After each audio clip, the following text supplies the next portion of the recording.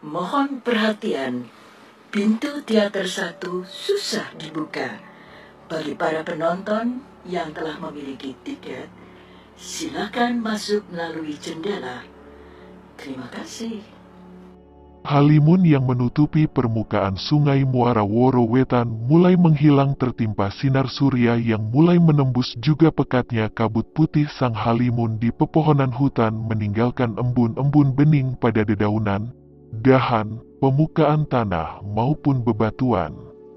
Kapal jong itu tertambat di pertengahan muara sungai Woro Wetan yang menjadi tempat perjalanan terakhir air sungai sebelum membentuk batas yang tegas antara air sungai dengan air laut yang berjarak hanya belasan tombak dari ujung kapal jong. Muara sungai itu memiliki lebar kira-kira 30-an tombak. Kapal jong tertahan jangkar besar di dasar muara sungai Woro Wetan. Memang, muara sungai itu lebih lebar beberapa kali dari sungai Woro Wetan yang airnya datang dari mata air deretan pegunungan Dieng. Posisi kapal jong di tengah-tengah muara sungai, tak bisa ditambat di tepian sungai karena tepi muara sungai Woro Wetan tak dalam hanya 1 tombak, sedangkan tengah muara sungai itu ada kira-kira 5-6 tombak dalamnya. Lambung kapal jong terbenam pada permukaan sungai sedalam 4 tombak memunculkan dek kapal jong itu setinggi 2 tombak dari permukaan sungai. Bangunan megah yang memanjang di atas dek kapal jong memiliki ketinggian 3 tombak. Bila ingin ke kapal jong yang nampak megah itu, setidaknya memerlukan sampan dari tepi muara sungai ke badan kapal jong yang berjarak kira-kira belasan tombak jauhnya. 1 tombak sama dengan 2 meter. Gagak Seta mendengus di tepian muara sungai.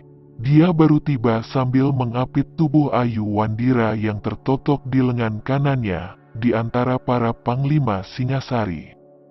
Gagak Seta terkenal memiliki ilmu peringan tubuh paling lihai, namun untuk sampai ke buritan dek kapal jong Lokapala, dia tak mungkin bisa karena yang akan diinjaknya adalah permukaan air yang gampang berubah setelah tersentuh ujung jari kaki, kecuali dia melemparkan beberapa benda sampai dekat buritan kapal jong ke permukaan air sungai itu.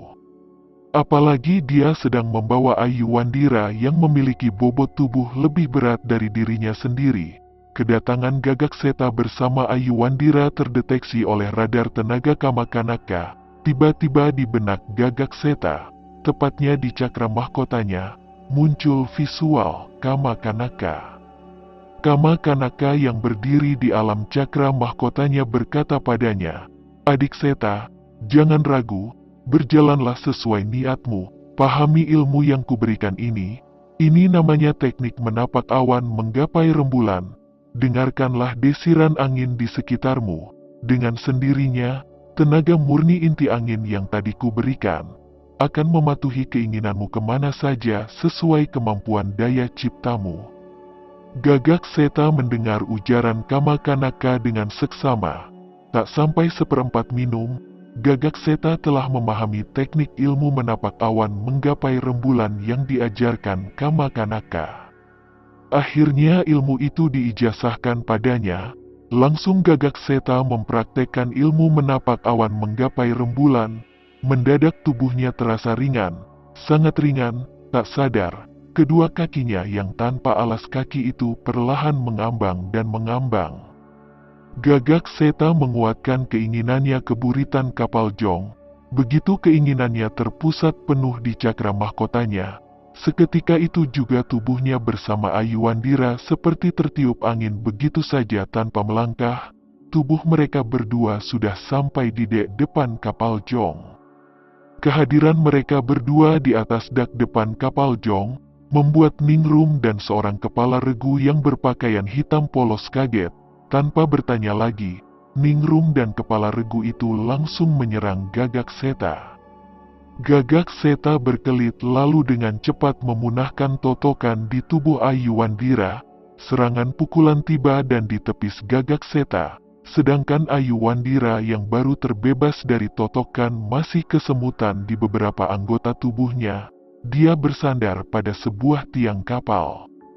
Nampak Ningrum dan kepala regu itu terus melancarkan serangan. Dasar Gagak Seta.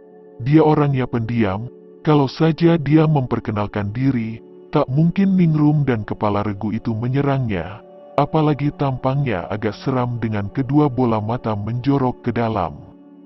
Tak lama muncullah puluhan orang berpakaian merah, hitam dan kuning. Mereka langsung ikutan menyerang Gagak Seta. Tak alang-alang, langsung diserang menggunakan pedang. Mau tak mau, Gagak Seta menahan serangan-serangan itu dengan joran pancingnya. Ayuandira yang sudah tak kesemutan lagi kasihan melihat Gagak Seta diserang oleh para wanita muda itu. "Pak Tua, kalau mancing ikan yang benar, jangan mancing gadis-gadis muda seperti ini," seru Ayuandira lalu masuk ke areal pertarungan itu. Gagak Seta ingin membantah perkataan Ayuandira, namun dia hanya menelan air liurnya. Begitulah kalau orang yang memiliki karakter pendiam, suka telat bicara. Gagak Seta hanya menggunakan joran pancingnya untuk menahan pedang para wanita itu. Sisanya dia hanya mengelak sana-sini. Gagak Seta hanya bersilat biasa saja. Di dalam hatinya dia menggerutu, "Sialan, sepertinya aku dikerjain adik Lokapala dan Kakang Kama Kanaka. Jangan-jangan ini bukan kapal milik adik Lokapala." "Hiat, hiat, ciat, ciat, ciat, hiat, Pak Tua, kamu duduk saja di sana," teriak Ayuandira melihat Gagak Seta tak merobohkan satupun penyerangnya. Lalu Ayuandira mendorong tubuh Gagak Seta ke ujung kapal yang kosong. "Pak Tua, kamu lihat, begini caranya merobohkan para bajak laut wanita ini," teriak Ayuandira memberi contoh dengan merobohkan satu penyerangnya yang langsung pingsan terkapar ditendang kaki kirinya yang mulus itu. Mereka mendengar teriakan Ayuandira pada Gagak Seta, langsung menyerang lagi tapi lebih ganas. Mereka marah dibilang bajak laut wanita, terutama Ningrum. "Jaga mulutmu," teriak Ningrum lalu mendekatin Ayuandira. Ningrum meloncat ke depan, kaki kanannya langsung meluncur menerjang ulu hati Ayuandira. Melihat serangan kaki itu, Ayuandira langsung melompat ke atas setinggi satu tombak, kedua kakinya ditekuk seperti berjongkok di udara. Terjangan kaki kanan Ningrum bersarang di sebuah tong kayu yang berada di belakang Ayuandira. Kaki kanannya menembus tong kayu itu dan tertahan di dalam tong. Ningrum menggerutu serangannya dielak Ayuandira hingga kaki kanannya tak bisa ditarik keluar dari dalam tong kayu itu. Hai, Ayuandira mendarat dengan santai. Tak ingin dia binasakan Ningrum, dia hanya menotok Ningrum. Otomatis Ningrum tumbang tak bisa bergerak dengan kaki kanan selutut di dalam tong kayu. Melihat Ningrum sudah tumbang, kepala-kepala regu memberi tanda pada teman-temannya untuk menyerang kembali Ayuandira. Terjadilah baku hantam tak seimbang, di mana Ayuandira bertangan kosong sedangkan lawan-lawannya menyerang menggunakan pedang. Lingau sedang berada di bilik obat di belakang kapal, mendengar ada keributan di dak depan.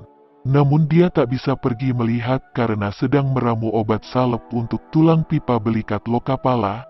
"Ningrum, kamu lihat ada apa? Kalau pasukan Majapahit yang datang, segera tarik jangkar dan segera bawa kapal ini keluar dari muara sungai ini," ucap Lingau pada Ningrum yang membantunya menyiapkan bahan-bahan obat salep tulang itu.